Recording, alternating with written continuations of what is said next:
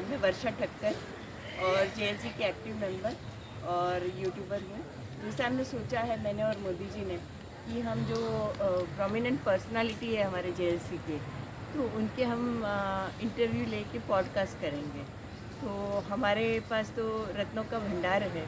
जैसे समुद्र मंथन करते हैं और एक एक रत्न निकलते हैं, वैसे हम लोग जैसे मंथन करते हैं और पता चलता है कि हमारे जो जेम्स है वो बहुत अपने अपने क्षेत्र में उन्होंने बहुत अच्छा किया है और जेएलसी में भी कर रहे हैं। तो हम बहुत खुशकिस्मत है कि हमारे साथ आज प्रवीण भाई है, प्रवीण भाई मेहता, जिसको हम बिल्डर भी बोलते हैं प्यार से।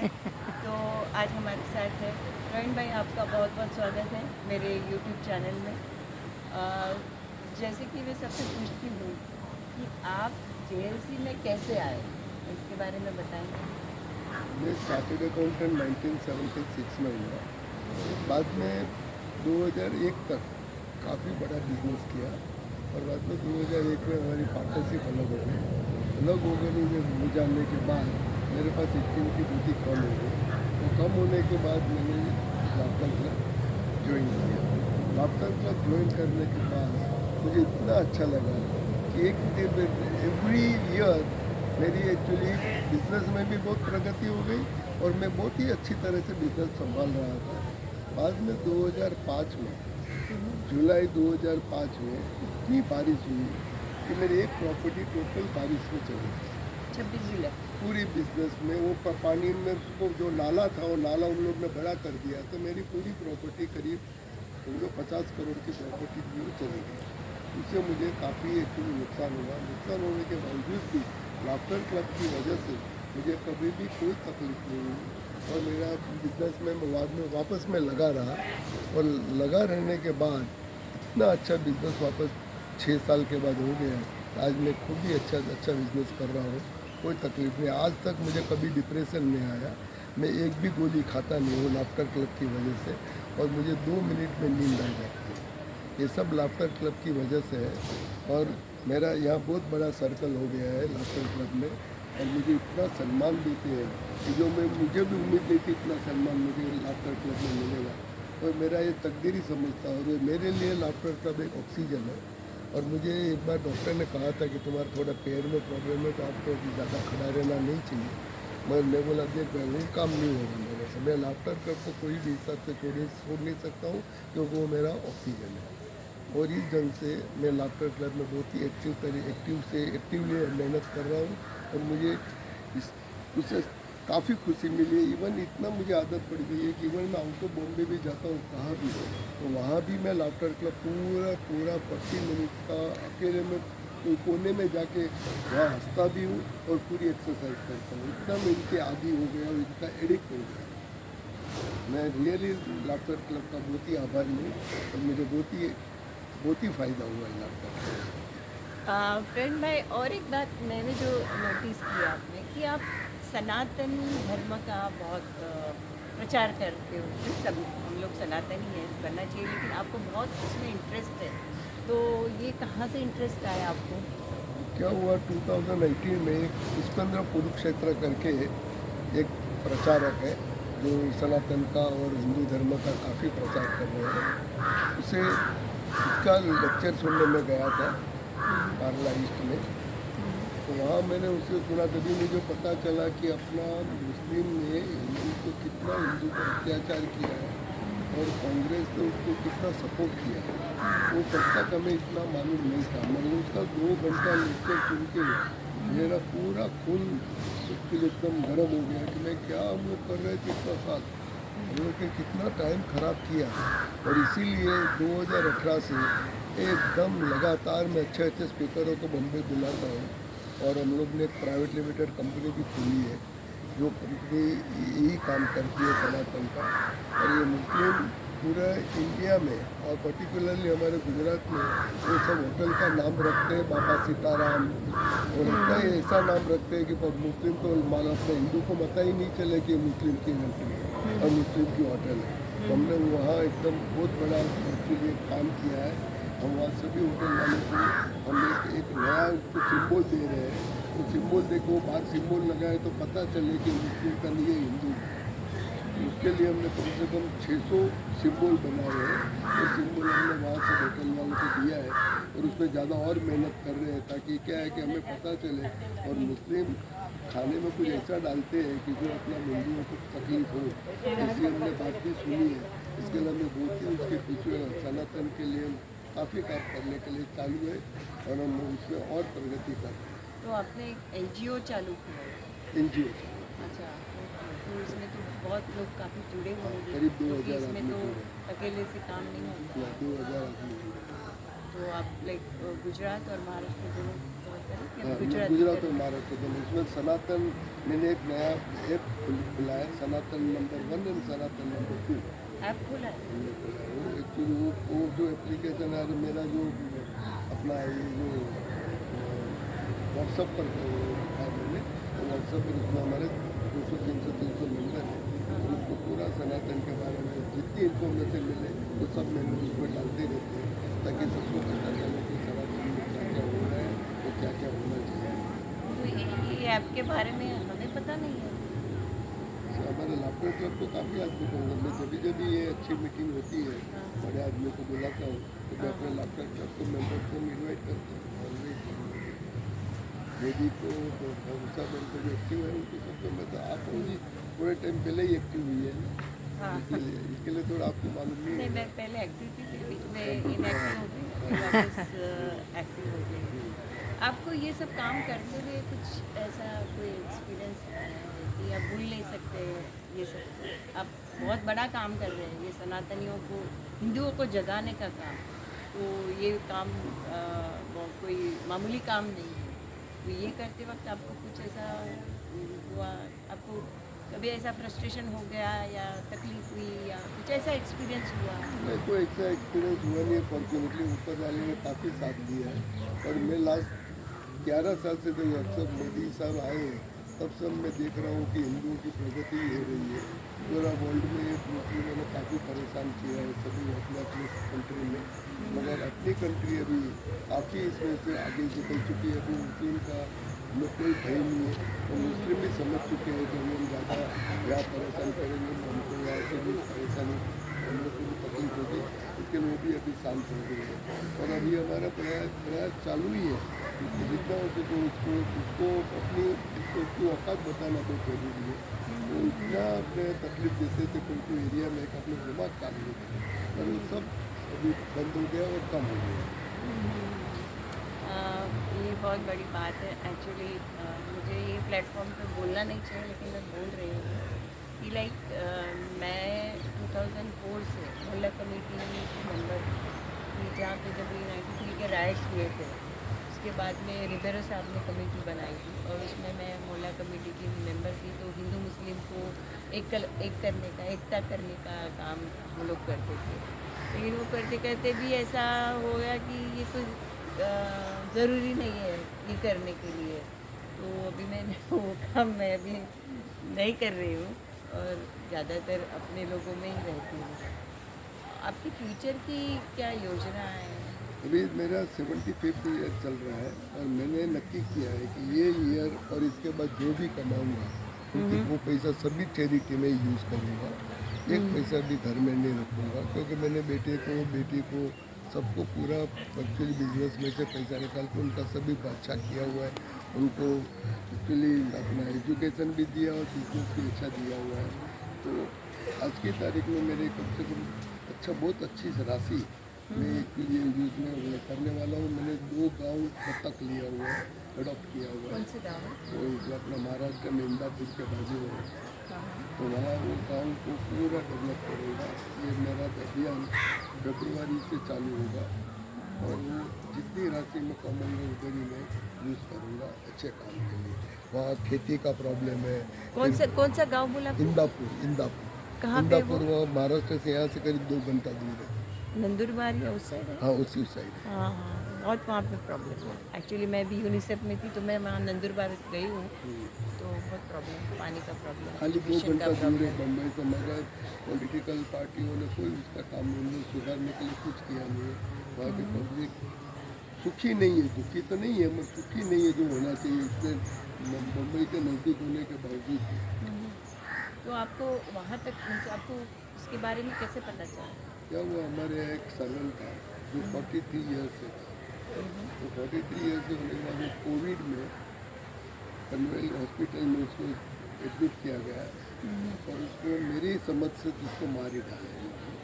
क्योंकि करीब 4 बजे मुझे फ़ोन किया कि आईसीयू से बाहर आ गए हैं और मैंने उसको फ़ोन करके कह दिया था कि मेहरबानी करके आप जो भी खर्चा हो, जरा भी खर्चा का सोचना मत, आप वो कहो तभी मैं आपको पैसा भेजता, जितना कहो उतना भेज दूँ।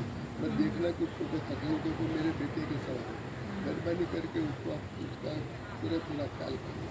तो 4 बजे मुझे फ़ोन आया कि वो उसका तब अभी आईसीयू से बाहर है, कोई तकलीफ नहीं। और 11 बजे मुझे रात को बताया कि नॉलेज का तो मुझे तो ऐसा लगा कि किडनी और उसका लीवर के लिए डॉक्टर तभी तो दिखता नहीं था, कुछ पता नहीं चलता। तो वो लड़का इंदापुर के बाजू में रहता था, तो उधर मैं गया पर्सनली और जाके मैं वो गाँव को फिर देखा। और गाँव में वो जो लड़का था उसको 5 लड़कियाँ थी, तो पाँचों लड़कियों की शादी में मैं वहाँ जाता था उसके गाँव में और उसको पूरा अच्छा जवाई सब मिला। आज और उसके फैमिली को मैंने बहुत ही हेल्प किया। आज की तारीख में भी उसका फैमिली को मैं हेल्प कर रहा हूँ और उसका एक लड़का है, बहुत ही अच्छा लड़का है, वो अभी कमा रहा है। और वो फैमिली के लिए मुझे वो गाँव में गया तो मुझे लगा कि गाँव में कितनी तकलीफ है, तो तकलीफ के लिए मैंने ये उसमें लिया है। तो आपको ये सब करने के लिए वहाँ की लोकल पब्लिक का पूरा और गवर्नमेंट गवर्नमेंट का सपोर्ट नहीं है, मैं लोकल का सपोर्ट, लोकल गवर्नमेंट का सपोर्ट अभी मैं लूँगा क्योंकि काफ़ी बड़ा काम है। वहाँ कोई खेती करता ही नहीं है, क्योंकि जो खेती करता है वहाँ बंदर काफ़ी है, तो जो खेती और बंदर उसको बिगाड़ देते हैं। इसके लोग को खेती करता है, सबकी ज़मीन ऐसी ही पड़ी है। इसके लिए भी मैंने एक अभियान शुरू किया है कि जहाँ खेती नहीं होती है वहाँ बाम्बू का एक्चुअली बाम्बू की खेती करनी चाहिए। तो बाम्बू की खेती है ना, उसमें कोई तकलीफ नहीं होती, वो बाम्बू की डिमांड भी बहुत है। तो वहाँ मुझे बाम्बू की खेती करवानी है। मैं एक एग्रीकल्चर एक्सपर्ट को बुलाऊंगा और वहाँ वो बाम्बू की खेती करवाऊंगा। वो बाम्बू से तो हम छोटे वो आर्टिकल बना सकते हैं, गृह उद्योग शुरू कर सकते हैं। दूसरा मैंने एक अभियान शुरू किया है और काफ़ी मैंने गवर्नमेंट को भी लिखा है, पानी बचाओ। उसमें जो हर घर में एक यूरिनल होना बहुत ज़रूरी है, क्योंकि यूरिन करने के बाद आदमी जो फ्लश करता है उसको काफ़ी पानी चाहिए। तो मैंने गवर्नमेंट को सुझाव दिया है कि मेहरबानी करके पानी बचाने के लिए आप एक हर घर में, पर्टिकुलरली छोटा घर हो वहाँ तो यूरिनल की बहुत ज़रूरी है, क्योंकि यूरिनल होने से काफ़ी पानी बच जाए। क्योंकि एक यूरिन करके आदमी जब पेशाब इतना करने के बाद जब वो जाते हैं बाहर से जो फ्लश करते हैं उसको काफ़ी पानी का वेस्ट होता है, जो ज़रूरी नहीं है एक यूरिन के लिए। तो ये आप पूरे लाइक मुंबई के लिए पूरा इंडिया के लिए इंडिया के पहला मैं महाराष्ट्र में मैं ट्राई कर रहा हूँ। महाराष्ट्र में मैंने ऑलरेडी लिख चुका हूँ मैं प्राइम मिनिस्टर को, चीफ मिनिस्टर और प्राइम मिनिस्टर चीफ मिनिस्टर को, लोकल मिनिस्टर को भी, इधर हमारे जो एमएलए उनको भी मैंने लिखा हुआ है। मगर अभी ये इलेक्शन है, इसके लिए इलेक्शन के लिए मैं उसका ज़्यादा अभी उसके पीछे नहीं रहूँ। जैसा भी इलेक्शन हो जाएगा बाद में उसको मैं एकदम सीरियसली उनके पीछे पड़ के ये पूरा अभियान को किसी भी हालत में मैं एक्सेप्ट कराऊंगा, क्योंकि इससे काफ़ी पानी का बचाव हो जाएगा। हाँ, क्योंकि हम देखते हैं कि जितना मुझे नॉलेज है, एक बार फ्लश करते तो 2.5 लीटर पानी वेस्ट होता है। कभी कभी तो ऐसा है कि गांव में पानी ही नहीं है, लोगों को पीने के लिए पानी नहीं है। तो ये आपका इनिशिएटिव बहुत अच्छा है और होप कि सरकार भी आपको इसमें मदद करे, क्योंकि कभी कभी ऐसा होता है ना, हम सरकार के बिना कभी कुछ हम इतना सक्सेस नहीं हो पाता हमारे से। इसलिए मैं सरकार की ज़रूरत है और मैं ले लूँ, ये कार्य भी अच्छा है, सभी को मजा है, सबको समझ में आ गई है। इसके लिए मुझे विश्वास है कि सरकार ये चीज़ को एक्सेप्ट कर लेगी। और जो छोटे छोटे जो स्लम के लिए जो फ्लैट बना रहे हैं 300 फुट का फ्लैट, उसमें ये डालने से काफ़ी पानी बचेगा। और ये भी देखते हैं हम लोग, लाइक अभी आप इतना कर रहे हैं तो लाइक जो सॉलिड वेस्ट मैनेजमेंट जो है हमारे एटलीस्ट मुंबई का, बाहर तो क्या इतना प्रॉब्लम नहीं आता है, मुंबई में बहुत प्रॉब्लम होता है कि जो अपना कचरा जाता है जो बहुत दूर दूर कॉन्ट्रैक्टर लेके जाते हैं ट्रक में, और उसको इसका कुछ मैनेजमेंट, सॉलिड वेस्ट मैनेजमेंट होना चाहिए, क्योंकि हम लोग जो SMET में मैं जॉब करती थी तो हमारे प्रोजेक्ट था सॉलिड वेस्ट मैनेजमेंट का, तो हम लोग वही कर देते कि स्लम एरिया में बड़ी स्लम है, एशिया का सेकंड लार्जेस्ट स्लम है इधर के वेस्ट बॉल। तो हमने सबको डब्बे दिए थे, कचरे के डब्बे, सूखा एक में गीला करो और फिर उसका खाद बना दो। लेकिन जगह की वजह से हमको इतना मीन्स किया हमने स्कूलों में वगैरह, लेकिन इतना सक्सेस नहीं हुआ। और आपकी कंस्ट्रक्शन लाइन में हो, आप बिल्डिंग्स बनाते हो, तो अगर जब भी वो प्रपोज़ल डालते हो तभी अगर ये सब उसमें रहेगा कि जो वहाँ का बिल्डिंग का एटलीस्ट बिल्डिंग का खाद, जो कचरा है उधर खाद बनेगा और उधर उसका गार्डन बनेगा। ये मेरा सुझाव है, आप भी सोच सकते हो उसमें, क्योंकि हमने तभी किया था, तभी हम लोग बोलते थे कि सब कॉन्ट्रैक्टर ये नाराज़ हो जाते थे क्योंकि उनका बंद हो जाता। तो ये सब प्रॉब्लम आते हैं, ये सब बड़ी बड़ी योजना। तो मेरा सुझाव है, और अगर आपको इसमें मेरी हेल्प चाहिए तो आप बोलना, क्योंकि हमने पूरा एक प्रोजेक्ट किया था। ये प्रोजेक्ट में मैं भी काफ़ी इंटरेस्टेड हूँ, मैं भी बहुत ही टाइम से सोच रहा हूँ और ये बहुत ही ज़रूरी है कि इससे अपने को कोई जो वेस्ट है उसका यूजफुल यूज़ हो रहा है। हाँ, और ये क्या है ना, सोसाइटी के बाहर जाएगा ही नहीं हमारा। इसके लिए है ना वो भी अपन मैं जो पानी का कर रहा हूँ साथ में इसको भी मैं कवर करने का क्यों कर रहा हूँ।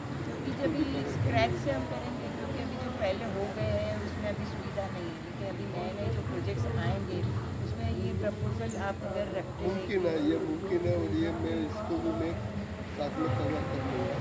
मेरा पानी की जो योजना है उसमें ये पॉइंट भी साथ में डाल के गवर्नमेंट को मैं सुझाव दूँगा। इसको कंपलसरी करना कंपलसरी कंपलसरी किए बिना कोई काम होता नहीं। कोई काम होता नहीं। अभी हम वेस्ट की बात करें, अमेरिका, कनाडा, इधर उधर जाते हैं, तो अभी मैं रिसेंटली कनाडा गई थी, तो उनके तो अलग अलग ही डस्टबिन होते हैं, प्लास्टिक का अलग, किचन वेस्ट का अलग, इलेक्ट्रॉनिक का अलग। एटलीस्ट हम किचन वेस्ट और प्लास्टिक भी अलग करते हैं तो हमारा बहुत काम इसी हो जाता है। तो आपको इसमें कुछ मेरी हेल्प पर्सनली अगर चाहिए, कोई भी काम चाहिए, तो आई एम ऑलवेज रेडी। मैंने भी बहुत इसमें काम किया है और हमेशा मुझे लगता है कि मुझे कुछ करना चाहिए, लेकिन कभी कभी हमारा भी लिमिटेशन हो जाता है, पैसे का लिमिटेशन हो जाता है, कभी कभी रिसोर्सेज का लिमिटेशन हो जाता है। तो आप कर रहे हो इतना बड़ा काम, थोड़ा भी अगर हमसे हो जाएगा तो आई विल बी हैप्पी। और मुझे आदमी को कार्य करने की ज़रूरत भी है, अकेला तो नहीं करना, मुझे भी उसको ग्रुप लगेगा ताकि इसलिए आगे बढ़ना। और भी मैंने देखा है आपके बारे में, मैंने खुद ने भी एक्सपीरियंस किया है कि आप हमेशा किसी को भी हेल्प करने के लिए तैयार हैं, एनी लेवल पे। आप कुछ भी बोलो कि मेरा ये प्रॉब्लम है, तो आप रेडी रहते हैं हमेशा हेल्प करने के लिए। तो लाइक वो आपको कैसे इंस्पिरेशन करता है? क्या हो गए धार्मिक तत्व के काफ़ी मैं अभी रामायण भी देखा और गीता और पुराण इवन बाइबल जैसे बुक और ये पढ़ने के बाद में ये एग्जाम पढ़ा है, पढ़ना जितना अच्छा हो रही है अपने साथ में लेके जाना। इसके लिए मैं पढ़ना अच्छा करने के लिए ये सब कर रहा हूँ कि अपने पास जितनी ताकत है तो ताकत का सदुपयोग करना चाहिए। कोई भी आदमी जब भी मुझे मिलता है तभी भी जब मैं कब फोन करूँ उसमें बोलते हैं 24/7। मुझे आज तक मालूम नहीं थकान क्या होता है। इतने सालों में मैं कभी ऐसा नहीं लगा आज मैं थक गया। मैंने घर में कभी किसी को नहीं बोला था कितना भी काम हो मैं बहुत प्यार से करता हूँ और मैं काम को तकदीर समझता हूँ कि मुझे इतना काम मिल गया। और ये जो अच्छे काम करने की जो बात है उसमें क्या होता है कि पूरा दिन एक्टिव रहता है। कोई भी आदमी कभी भी फोन कर कभी कभी मुझको मिल नहीं पाता हूँ मेरा एक्टिव फाइट की वजह से, मगर किसी भी हालत में कोशिश करता हूँ तब मैं उसको वापस में फोन करूँ। और अगर मैं फ़ोन नहीं कर पाता हूँ तो दूसरे दिन फ़ोन करके उसको पूरी जरूरत फ़ोन नहीं कर।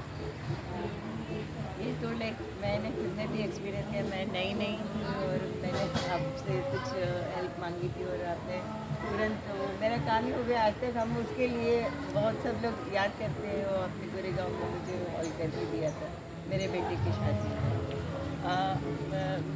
JLC के बारे में आप क्या बोलना?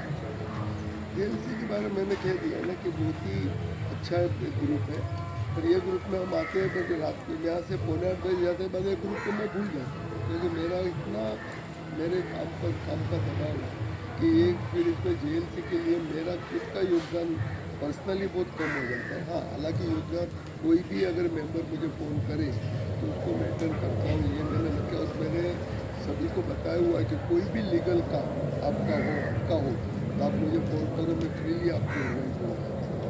इसमें हमारे मेंबर आए थे दो मेंबर मेरे को मैंने अच्छा काम करके दिया, मैंने काफ़ी टाइम गया और दोनों मेंबर को मैंने अच्छी तरह से हेल्प करके उसका काम करवाया। मुझे अच्छा लगता है कि मैं जेल का मेंबर नहीं, कोई भी हो मेरे लिए तो सब एक ही है, मगर जेल के मेंबर का मैं स्पेशल ध्यान रखता हूँ और उसको मैं अच्छी तरह से उनका कोई भी प्रॉब्लम उसको सुझाने की मैं कोशिश करती हूँ। आपकी पर्सनल लाइफ के बारे में कुछ बताइए। देखो पर्सनल में तकदीर इतना अच्छा है कि वाइफ इतनी अच्छी मिली कि बहुत ही कम आदमी को ऐसी वाइफ मिले, पूरा सहयोग देती है। जब भी मुझे बिजनेस में प्रॉब्लम आया कभी भी उसने ज़रा भी तकलीफ नहीं दी, उसने काफ़ी सामने पूरा हमें सपोर्ट किया और मेरा और उसमें एक्चुअली लुक्स में काफ़ी डिफरेंस है। और जब भी मैंने शादी की तभी पब्लिक को लग रहा है कि ये लड़की इतनी खूबसूरत है। खूबसूरत और उसको कैसा उसने पाल लिया, तो पब्लिक को ऐसा लगा था कि मैं भगा के लेकर आया हूँ। जब भी मैं हनीमून पे गया था दिल्ली गए, तभी दिल्ली में मेरे को मैनेजर ने बुलाया कि भाई साहब ये आपका तो बराबर मैंने एक्चुअली मेरा एजुकेशन को मेरी वाइफ ने इम्पोर्टेंस दिया और मेरी वाइफ को उससे फ्रेंड किया और उसके रिश्ते वाले ने भी पूछे कि मैं आपने क्यों ऐसा लड़का ढूंढा, तो बताया कि मेरे को एजुकेटेड आदमी चाहिए था, इसके लिए फिर मैंने उसको ओवरलुक करके मैंने लड़का ढूंढा और फॉर्चुनेटली मुझे बहुत ही अच्छी तरह से उसको मेरे वाइफ ने एक बड़ा योगदान दिया।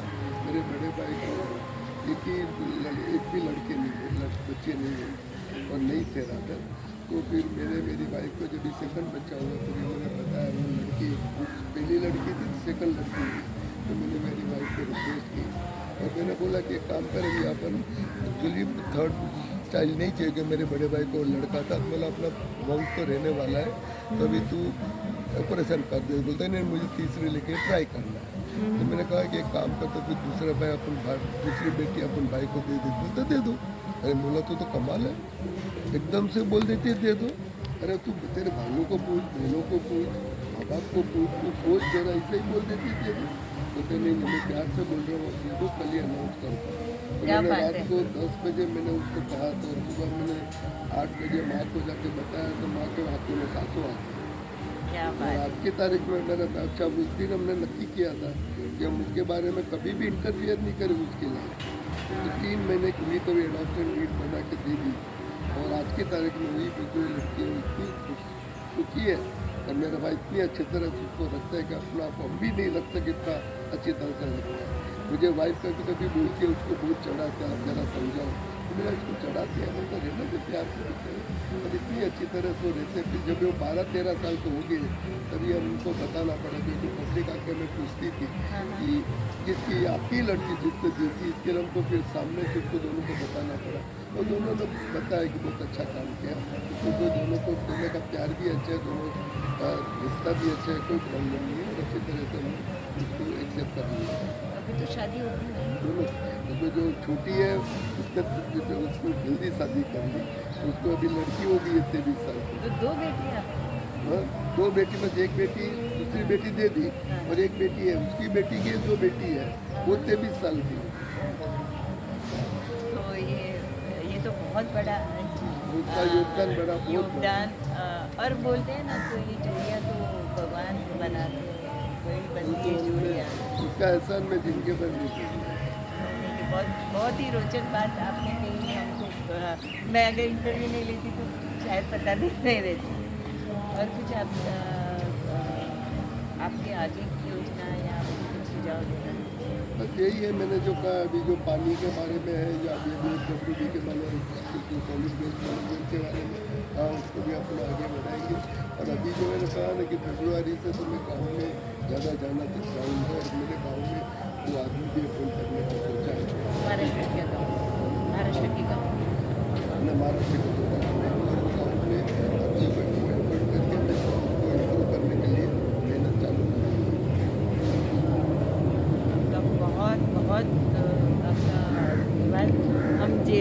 तो बहुत किस्मत वाले हैं कि आप जैसे लोगों से हम जुड़े हैं, आप जैसे लोगों को हम जानते हैं और हमेशा आप तत्पर रहते हैं, कोई भी हेल्प के लिए आप रहते हैं। ये हमारी खुशकिस्मती है कि आप JLC में हो और हमारे साथ जुड़े जी। एक और एक चीज़ बता दूँ, हम 3 फ्रेंड, तीनों फ्रेंड कपल है और तीनों फ्रेंड ने हॉस्टल में साथ में पढ़े, साथ में बीकॉम किया, हॉस्टल साथ में सीए किया।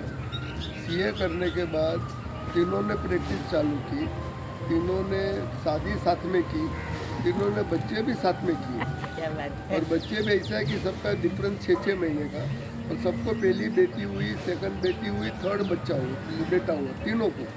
क्या बात है। और तीनों बिल्डर बनने के बाद तीनों हम लोग इतना अच्छी तरह से फ्रेंडशिप हमारी है कि तीनों पूरा वर्ल्ड साथ में घूमे। नाम बताएंगे आप? और एक है अशोक कानकिया करके, और कानकिया builders। दूसरा योगेश मेहता करके है। योगेश मेहता हमारे तीनों में, योगेश मेहता एकदम आगे है, काफ़ी बिजनेस उनका काफ़ी बड़ा है। मेरा सेकंड नंबर में, थर्ड नंबर जो अशोक कानकिया हुआ, अनफॉर्चुनेटली 12 साल पहले एक्सपायर हुए। और अभी उन लोग बच्चों में तो अभी भी प्यार है। बहुत बहुत बहुत रोचक बात है आपसे सुनने को मिली।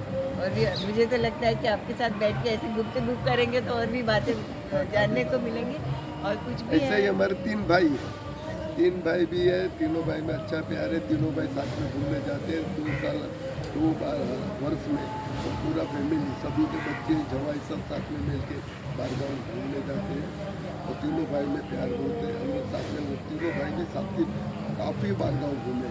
सब हम लोग जो बड़ी बड़ी जो दूर दूर जगह है, एंटार्क्टिका है, वो सभी जगह पर भाई 3 भाइयों साथ में गए हुए हैं। और तीनों भाई को ऊपर वाले की कृपा से बहुत ही अच्छा लगा। नहीं, बस भगवान से हम यही प्रार्थना करते हैं कि आपको लंबी आयु दे और हम JLC के साथ आपका ऐसा ही प्यार बने रहें और हम पे भी आप प्यार बरसाते रहो। आपका बहुत बहुत शुक्रिया, आप आज मेरे चैनल पे आए, YouTube चैनल पे। ऑल्दो मेरा नया ही है, लेकिन मैं बहुत कोशिश कर रही हूँ कि इसको बेहतर से बेहतर हम हमारे ही लोगों को हम पॉडकास्ट करें, क्योंकि अभी इतना तो हमको मालूम नहीं था। अगर यही कोई दूसरे होते तो बड़ा चढ़ा के ये होता है कि अरे ये इतने बड़े हैं, ये है, लेकिन आप इतने डाउन टू अर्थ हैं और ये बात तो सबको पता होनी चाहिए। जैसे थैंक यू। Thank you. अरे बहुत मस्त। सिंधु बेन, मैं वर्षा ठक्कर और JLC के यूट्यूबर, और हमने डिसाइड किया है कि JLC में जो प्रोमिनेंट पर्सनालिटी है, जिसको हम जेम्स बोलते हैं, तो उनके हम पॉडकास्ट करते हैं। तो हमने 2-3 लोगों का किया है। तो उसमें से अभी प्रवीण भाई जो है, जिनको हम प्रवीण भाई बिल्डर बोलते हैं, उनका हम करने जा रहे हैं। वैसे उनका हो गया इंटरव्यू, लेकिन सपोर्टिंग स्टेटमेंट आपकी तरफ से हमें चाहिए। तो आप प्रवीण भाई के लिए क्या कहना चाहेंगे? प्रवीण भाई JLC के मुख्य जो नवरत्न कहे जाते हैं, उनमें से ही एक कोहिनूर कहेंगे हम उनको, क्योंकि उनके थॉट, उनके विचार बहुत ही यूनिक है, एकदम अलग है। कोई भी प्रोग्राम हो JLC का, कोई भी जो भी सब मिलकर साथ में प्रोग्राम करते हैं तो उनको बहुत अच्छे से सपोर्ट करते हैं। वो खुद पार्टिसिपेट भी होते हैं और प्रोग्राम के लिए जो भी आपको लाइन चाहिए वो लाइन भी बना कर देते हैं। फिर फाइनेंशियल भी उनका बहुत अच्छा सपोर्ट रहता है। और सनातन के लिए जो हमने प्रोग्राम किए पहले, जैसे कि शिव विवाह, फिर अभी एक नया भी हम करने जा रहे हैं वो महाभारत के ऊपर, तो उनके ऊपर उनका पूरा सपोर्ट है। और उनकी तरफ से इतना अच्छा हम लोगों को फीडबैक मिलता है, सपोर्ट मिलता है। पार्टिसिपेट खुद होते हैं, खुद ब्रह्मा का रोल उन्होंने किया, और शिव विवाह में भी उन्होंने बहुत अच्छी तरह से अपना कंट्रीब्यूशन भी दिया, पार्टिसिपेट भी किया, और हम सबको बहुत अच्छे से सपोर्ट भी किया। तो प्रवीण भाई एक बहुत अच्छे व्यक्ति है, बहुत ही अच्छे व्यक्तित्व के धनी है, और बहुत अच्छी तरह से वो सारे JLC के मेंबर्स को सपोर्ट करते हैं। सनातन में भी वो बहुत डीप तक उतरे हुए हैं, और सनातन के कोई प्रोग्राम होते हैं उनमें भी पूरे JLC को वो इनवाइट करते हैं। तो इस तरह से प्रवीण भाई के लिए क्या कहे, वही कुछ कहना ही, शब्द नहीं मिल रहे हमको उतने अच्छी तरह से उनका व्यक्तित्व निखर के आया है। तो प्रवीण भाई, इसके लिए हम आप सबके बहुत ही शुक्रगुजार हैं और आपको बहुत बहुत बहुत थैंक यू वेरी मच। कोई ऐसा इंसिडेंस की जो आप भूल नहीं पाते प्रवीण भाई, है ना, जिंदगी भर याद रह जाता है, ऐसा कोई वो इंसिडेंस? कभी भी हो, कुछ भी, कोई भी प्रोग्राम हो, उनकी तरफ से फ़ोन आ जाता है, सुबह ही फ़ोन आ जाता है कि आपको क्या चाहिए, गाड़ी दे देंगे, ड्राइवर दे देंगे, सब कुछ दे देंगे और बोलेंगे कि आपको कभी भी कितने भी बजे पिकअप करना है, ड्रॉप करना है, कुछ भी करना है। मतलब बात है। कोई सामान हमको खुद को मेरे को उठा के लेके जाने की ज़रूरत नहीं पड़ी।